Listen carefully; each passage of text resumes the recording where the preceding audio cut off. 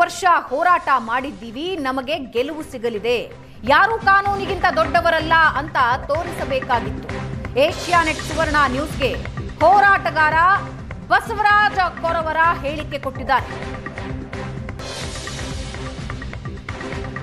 Sir, ಇವತ್ತು ನ್ಯಾಯ ಸಿಗುತ್ತೆ ಅನ್ನುವಂಥ ನಿರೀಕ್ಷೆ ಎಷ್ಟಿದೆ, ಏನಾಗ್ಬೋದು, ವಾಟ್ ನಿರೀಕ್ಷೆಗಳಿದೆ?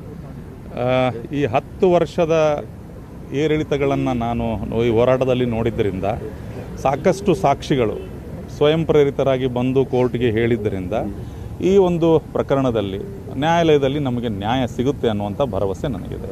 ಸೊ ಈ ಹೋರಾಟದಲ್ಲಿ ಯೋಗೇಶ್ ಗೌಡರ ಸಹೋದರ ಗುರುನಾಥ್ ಗೌಡರು ಮತ್ತು ಅವರ ತಾಯಿ ತುಂಗಮ್ಮ ಅವರು ಇವತ್ತು ತುಂಗಮ್ಮ ಅವರಿಲ್ಲ, ಸೊ ತುಂಗಮ್ಮ ಅವರ ಆತ್ಮಕ್ಕೆ ಶಾಂತಿ ಸಿಗುವಂಥ ಆದೇಶ, ಒಳ್ಳೆ ಸುದ್ದಿ ಬರುತ್ತೆ ಅನ್ನೋದು ನಿರೀಕ್ಷೆ 100% ಬರುತ್ತೆ.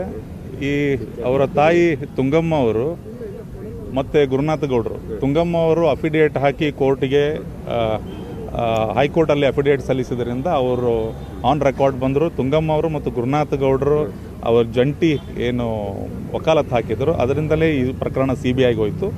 CBIಗೆ ಹೋಗಿ CBIದಲ್ಲಿ ಸಂಪೂರ್ಣ ತನಿಖೆಯಾಗಿ ಇವತ್ತು ನ್ಯಾಯಾಲಯದಲ್ಲಿ ಎಲ್ಲ ಸಾಕ್ಷಿಗಳ ವಿಚಾರಣೆ ನಡೆದು ನ್ಯಾಯಾಲಯದಲ್ಲಿ ತೀರ್ಪು ಬರುತ್ತೆ. ಆ ತೀರ್ಪಿನಿಂದ ತುಂಗಮ್ಮ ಅವರು ಮತ್ತು ಯೋಗೇಶ್ ಗೌಡರ ಆತ್ಮಕ್ಕೆ ಶಾಂತಿ ಸಿಗುತ್ತೆ ಅಂತ ನನಗನ್ಸುತ್ತೆ. ಸರ್, ಒಂದು ಸಾಮಾನ್ಯ ಪ್ರಕರಣದಾಗ ಒಂದು ಕ್ರೈಮ್ ಆಗುತ್ತೆ, ಪೊಲೀಸರು ಇನ್ವೆಸ್ಟಿಗೇಷನ್ ಮಾಡ್ತಾರೆ, ಕೋರ್ಟ್ ಮುಂದೆ ಬರುತ್ತೆ, ಆ ರೀತಿಯಾದ ಕೇಸ್ ಅಲ್ಲ ಇದು. ಏಕೆಂದರೆ ಇದು ತುಂಬ ಏರಿಳಿತಗಳಿದೆ.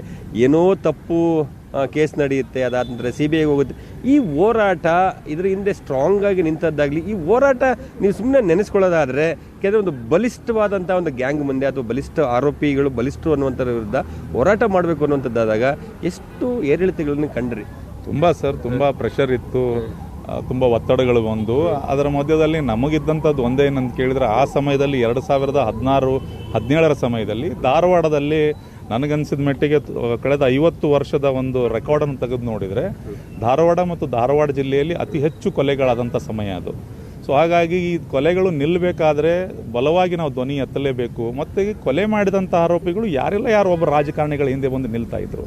ಮತ್ತು ಈ ಪ್ರಕರಣದಲ್ಲಿ ವಿನಯ್ ಕುಲಕರ್ಣಿ ಅವ್ರ ಹೆಸರು ಕೇಳಿ ಬಂದಿದ್ದರಿಂದ, ಅದು ಕುಟುಂಬದಿಂದನೇ ಕೇಳಿ ಬಂದಿದ್ದರಿಂದ ಈ ಒಂದು ಪ್ರಕರಣದ ಹೋರಾಟವನ್ನು ಧಾರವಾಡದ ಒಳಿತಿಗಾಗಿ ನಾನು ಎತ್ಕೊಳ್ಬೇಕು ಅಂತ ನಾನು ಹೋರಾಟನ ಆರಂಭ ಮಾಡಿದೆ. ಆರಂಭದಲ್ಲಿ ನಮ್ಮ ಜೊತೆ ಮಲ್ಲಮ್ಮ ಯೋಗೇಶ್ ಗೌಡರು ಸಹ ತುಂಬ ಸಾಥ್ ಕೊಟ್ಟರು, ಅವರು ನಿಂತ್ಕೊಂಡ್ರು. ಮುಂದೆ ಪರಿಸ್ಥಿತಿಗಳೇ ಏನೇನೋ ಗೊತ್ತಿಲ್ಲ. ಸೊ ಹಾಗಾಗಿ ಅವ್ರು ಹಿಂದೆ ಸರಿದ್ರು. ಅದು ತದನಂತರ ಗುರುನಾಥ ಗೌಡರು ಮತ್ತು ಅವರ ತಾಯಿ ತುಂಗಮ್ಮ ಅವರು ಬಂದು ಈ ಹೋರಾಟದಲ್ಲಿ ಭಾಗಿಯಾದರು. ಮುಂದೆ ಈ ಪ್ರಕರಣದಲ್ಲಿ ರಿಟ್ ಅರ್ಜಿಯನ್ನು ಸಲ್ಲಿಸಿ ನಾವು ಹೈಕೋರ್ಟ್ಗೆ ಹೋದ್ವಿ. ಹೈಕೋರ್ಟಲ್ಲಿ ರಿಜೆಕ್ಟ್ ಆಯಿತು ನಮ್ಮ ಅಪ್ಲಿಕೇಶನ್ನು. ಮತ್ತು ಅದರಲ್ಲೇ ಕೂಡ ನಾವು 195A ಕೆಳಗಡೆ ಸಾಕಷ್ಟು ಸಾಕ್ಷಿಗಳು ಬಂದಿದ್ದು.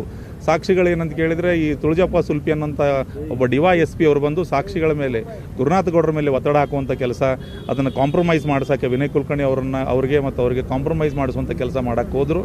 ಅವೆಲ್ಲ ದಾಖಲೆ ವಿಡಿಯೋಗಳನ್ನು ತೆಗೆದುಕೊಂಡು ಕೋರ್ಟಿಗೆ ಹಾಕಿದಾಗ ಕೋರ್ಟ್ ಇದರಲ್ಲಿ ಏನೋ ಕಂಡು ಬಂದಿದೆ ಅಂತ ಹೇಳಿ 195A ಕೆಳಗಡೆ ವಿನಯ್ ಕುಲಕರ್ಣಿ ಹಾಗೂ ತುಳಜಪ್ಪ ಸುಲ್ಪಿ ಅವ್ರ ಮೇಲೆ FIR ಮಾಡಲು ಆದೇಶ ಮಾಡಿತು. ಸೊ ಇದಿಷ್ಟು ಬಸವರಾಜ್ ಕೊರವರು ಅವರು ಹೇಳುವಂಥದ್ದು. ಅಂದರೆ ನ್ಯಾಯ ಗೆಲ್ಲುತ್ತೆ, ನೊಂದವರಿಗೆ ನ್ಯಾಯ ಸಿಗುತ್ತೆ ಅನ್ನುವಂಥ ಆತ್ಮವಿಶ್ವಾಸ ನಮಗಿದೆ ಅಂತ ಮಾತನ್ನ ಅವ್ರು ಹೇಳ್ತಾರೆ. ಕ್ಯಾಮರಾಮನ್ ಅಂಜನ್ ಮೂರ್ತಿ ಜೊತೆ ರಮೇಶ್, ಏಷ್ಯಾನೆಟ್ ಸುವರ್ಣ ನ್ಯೂಸ್, ಬೆಂಗಳೂರು.